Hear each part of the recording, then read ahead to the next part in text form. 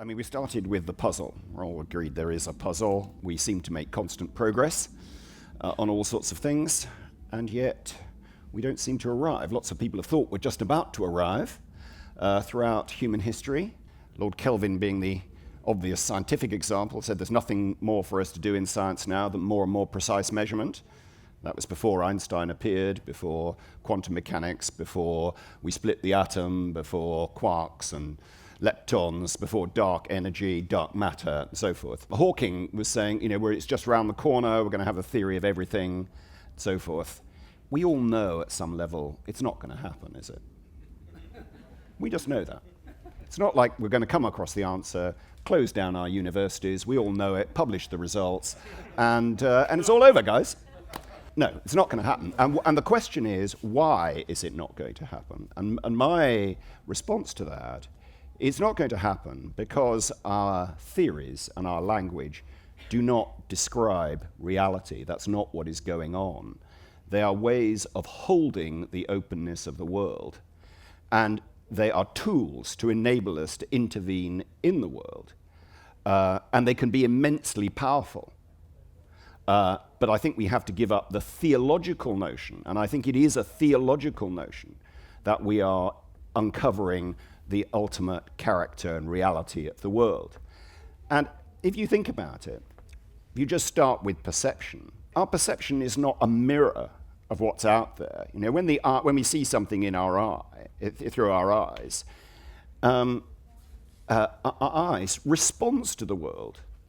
It doesn't somehow map the world, it responds to the world. The eye responds at the firing of a neuron. That's its response. And so the human being functions by responding to the openness of what's out there.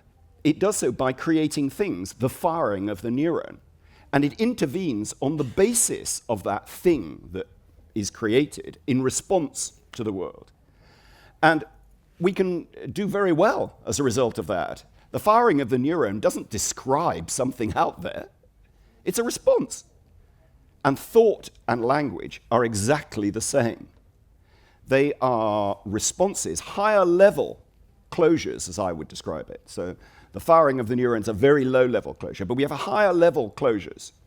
And those higher level closures provide us with ways to intervene, just as the firing of the neuron provides us with a way of intervening.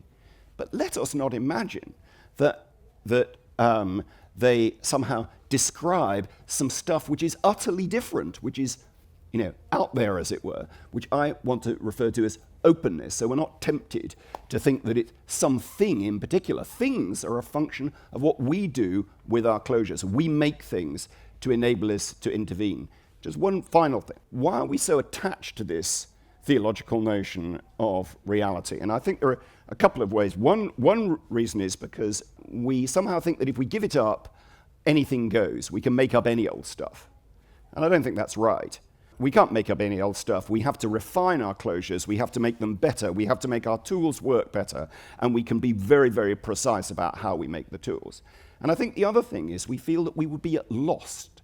We would somehow feel like the medieval monks felt with the idea, with the arrival of the Enlightenment, that they'd have to give up the safety of knowing where they are with God.